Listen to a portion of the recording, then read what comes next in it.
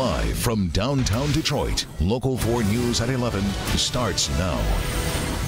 A day-long snow event slowly coming to an end, but not before piling up across Metro Detroit. That snow began after midnight last night, and in some places it is still falling. Right, and today might not be the last time we're shoveling. Let's start things off with Ben Bailey with a look at how much snow we've gotten so far, Ben. Hi, guys. Yeah, it was 22 hours ago when the first flakes from this storm started falling, and some of it's still out there, but it looks like Mother Nature's trying to shut the faucets off on us. Just a few snow showers scattered around, and this is mainly across parts of Wayne and Washtenaw counties. This is somewhere where we have seen some of the highest totals right here on either side of Michigan Avenue for the last 22 hours. Right now, though, there is some more activity. There's a little bit of a break that you'll see here on the satellite and radar, and then there's a little bit more snowfall that's just south of the lake over near Chicago. It's possible that could add a couple more tenths to our totals, but these were impressive to say the least. Adrian, Milan both at 9 inches of snow, 8.7 at Metro. That is our largest 24-hour total of the season and the biggest that we've picked up since December of 2016.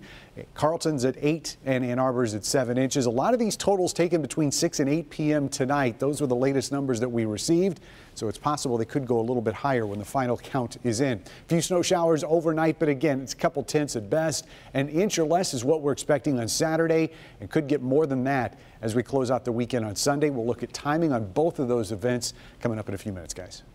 Ben, and now the digging out begins. If you haven't gotten to it already, you've got some work to do. Yeah, Jermont Terry live in Canton, which is one of the harder hit areas. Jermont, volunteers around town, I understand, lending a hand.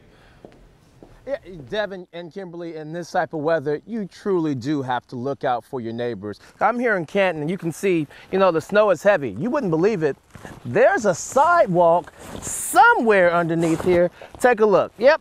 And this is what everyone is trying to get to clear the way, to help out. And you know what? They're doing it in a big way. On a frosty and frigid Friday night, everyone's trying to dig out. And on Detroit's east side, we find volunteers braving the temps to give back. It's like fun and like warming to know like that you're making somebody else happy. When the snow piles up, it's normal for 14-year-old Jahai Gibson to grab his shovel. He's among a group of teens who volunteers with the Lawn Academy, a nonprofit mentoring agency helping seniors and vets like Robert Streeter. Makes me feel good, feel that I guess my service was appreciated, and people still loving and willing to help. Mixed in this group, helping to clear the way, students from Wayne State's Medical Honor Society. Everyone is just captivated by him and their mission, and I think that really exemplifies coming out and helping your own community. And the need to help stretches beyond just making a safe path for the seniors to walk. They're going inside the homes, too. We winterize the windows to make sure if there's any type of draft in the window, coming through the window, we make sure we seal that up. It's a service these seniors depend on. They're looking pretty good, moving kind of quick, very surprised. They only wish the side streets would get cleared as quickly as this crew works. But for now, they're sealing a bond that goes beyond snow removal. These are veterans that have done a great job for us, and once again, we're honored to help them out. He's happy, so I'm happy. And when the snow stops, I think everyone will be a little happier. Now, you talk about the side streets. You can see this is a road here in Canton. You can see the cars are most definitely moving along this way. In Detroit, they told us the side streets, they won't start looking and even coming down those streets until 6 o'clock tomorrow morning. They're just trying to make sure that the main roads are looking good. But that's the very latest. Reporting live in Canton, I'm Jermont Terry, Local 4. Okay, Jermont, and be sure to stay on top of the additional snow coming our way this weekend with the Local Forecasters app. It puts weather alerts, interactive radar, and so much more right in the palm of your hand. Just search WDIV in your app store. An update now on the search for the missing Skelton brothers from Morenci. Bones found in a shed in western Montana last fall are not a match. The remains that they found more than 99 years old, ruling out any connection to recent missing children's cases. Those bones belong to children between the ages of 2 and 5 and 5 and 9. The lab will do DNA testing later this year to confirm the remains do not belong to any known missing children. You can take a deeper dive into the search for the Skelton boys. I recommend our Shattered podcast. In the latest episode, we talk with the lead investigator on the case when the boys disappeared. Download it for free on your podcast app. Michigan State is turning over 45,000 documents related to their handling of the Larry Nassar case ahead of the deadline imposed by the state attorney general. The university also announced the firing of the dean of osteopathic medicine, Dr. William Strample, after he told police he never followed up after ordering Larry Nassar to have a third party present during certain treatments. Michigan State still faces investigations from Congress and the NCAA. A 3-year-old girl safe tonight after being abducted by her non-custodial mother. Chanel Perry was abducted by her non-custodial mother, Lucia Perry, last night. According to police, it's not the first time the mother's taken the girl. Police say Perry suffers from mental illness, also has possible substance abuse issues. She's now in custody. The little girl is with her family. Police are looking for this man tonight in connection to a carjacking on Detroit's west side. Surveillance video here shows a woman getting out of her car at a Coney Island on Schoolcraft Road. Moments later, the suspect walks up to her, pulls out a gun, and grabs her purse. The suspect then took off in the victim's car. Take a good look here. If you have any information related to this crime, call Detroit Police. Mercedes-Benz is thinking about pulling out of the North American International Auto Show next year. Sources at the luxury car maker say they are increasingly shifting toward technology shows like CES, the Consumer Electronics Show held in Las Vegas. While they might not be at next year's auto show, the company has not ruled out a return for 2020. Stay tuned. We'll see. Well, tonight at churches all over the world, those with special needs are being given a night to shine. All part of the Tim Tebow Foundation's effort to provide a prom-like experience, but with so much more. Churches in our area were chosen to participate, and our Mara McDonald is live in White Lake Township tonight with more. Hi, Mara. Hi, Kimberly. Do you know that 540 churches across the country were selected to be a part of all this? Woodside here in White Lake was one of them. And wait until you see the party that they put on. It could be any other kid having a great time at a party, and that's the whole point. It's really something that we've been planning literally for months. I have always enjoyed a party from the beginning of my life, but this is a party like no other. This party was bigger than my wedding. It took an army of 157 volunteers at Woodside Bible Church to put on a better than prom experience for those with special needs 14 and up. They're kings and queens for the night, complete with crowns. Our special needs kings and queens have an opportunity to walk the red carpet, and we clap them in, we cheer for them. There's dancing, dinner, games, karaoke, even a beauty salon. Say cheese. With official pictures to capture it all. For parents, a pleasure to watch their child be treated royally. She was never invited to a prom or a dance.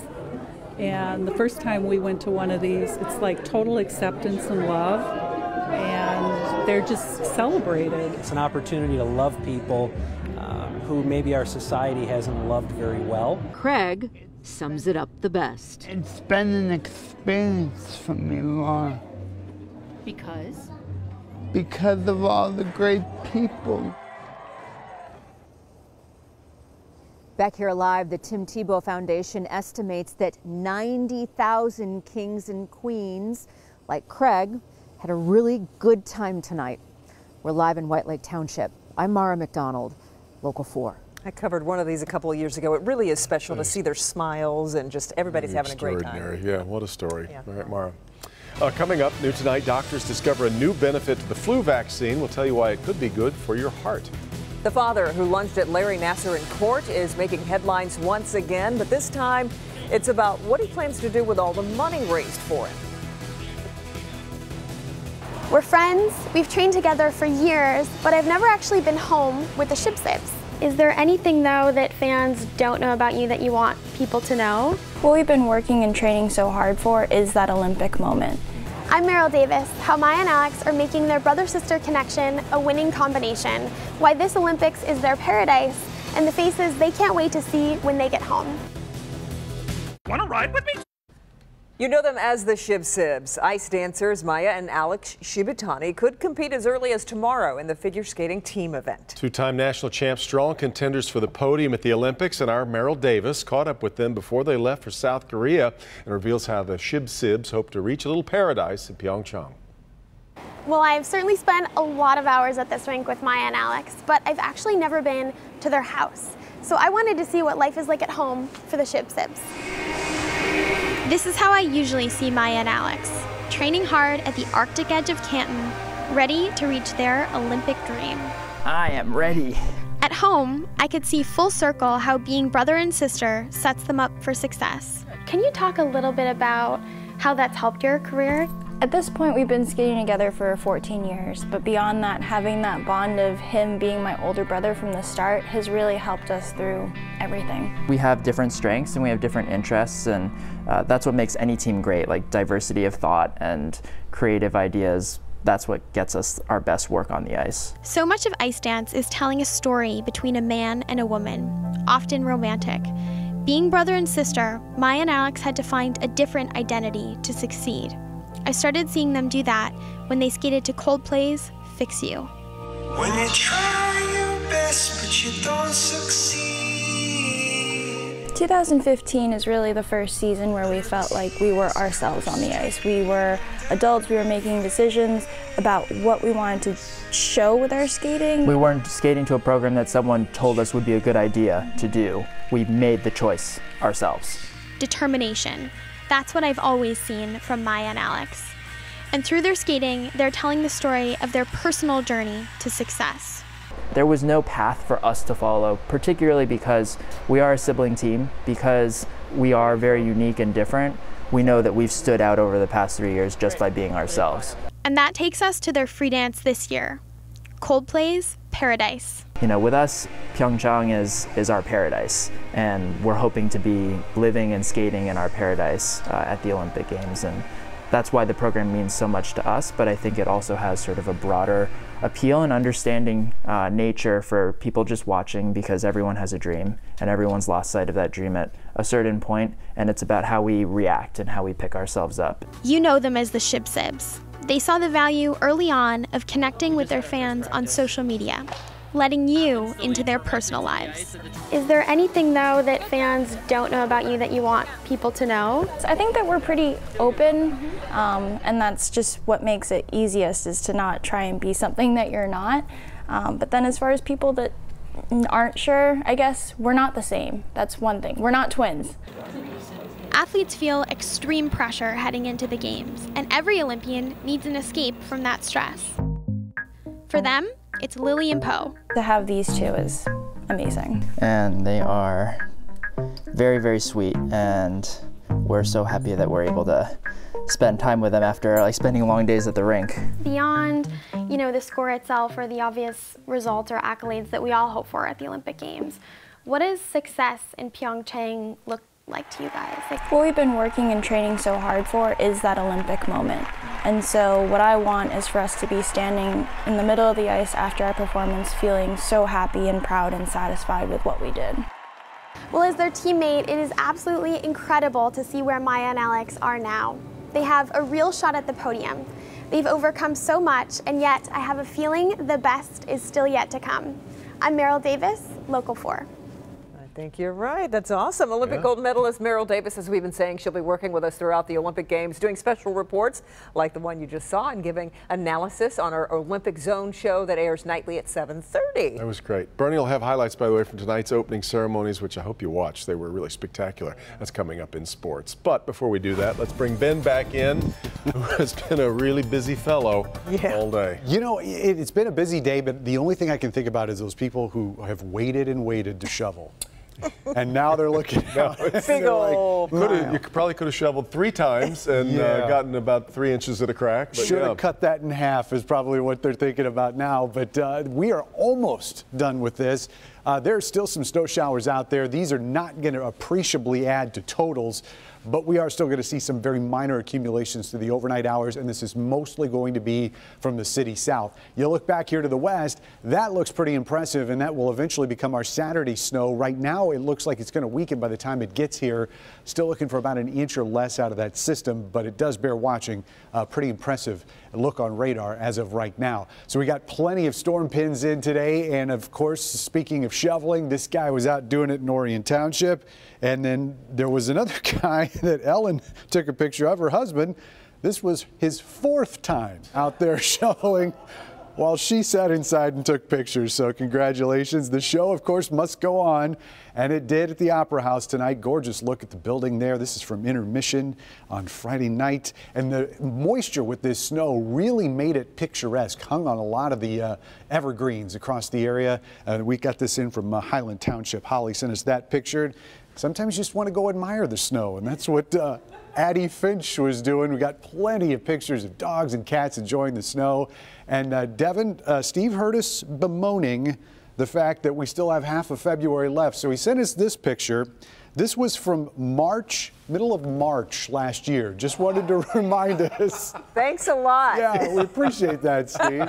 He said to break it to you gently, so yeah. I hope I did. Thank you all for those storm pins. We got dozens and dozens of pictures and videos of the snow, the good and not so good, and we hope you continue sending those in. Temperatures are in the teens here north of the city, low to mid-20s from the city south, and a gorgeous look down to Campus Martius, those colored lights bouncing off of the snow.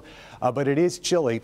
Although those temperatures, 24, were pretty close, or I should say a little bit above average for this time of year, which is something we have not been in a while.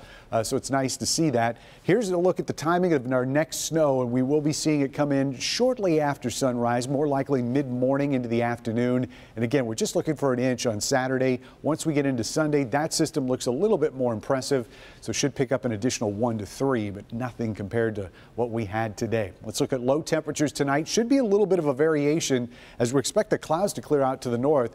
Low is pretty close to where we're at right now, looking at 23 in the city. Low to mid-20s here in our south zone. Down to Lambertville and Morenci, you'll be at 23 degrees, but those numbers do get into the teens up here in Genesee County. 14 in Flint, 14 in Fenton, and Clarkston, you'll be at 15. And a lot of teens for lows in our north zone, where we will be seeing some clearing of those clouds tonight. Otherwise, temperatures getting only to 26, not moving a whole lot tomorrow. So after those snow showers move out, we will be cloudy for the nighttime hours.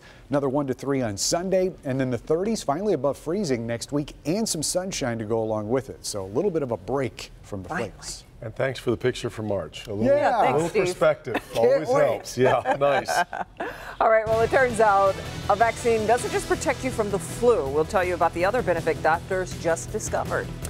Also, parents witness a terrifying scene on their baby monitor. Had nothing to do with their child. It's next.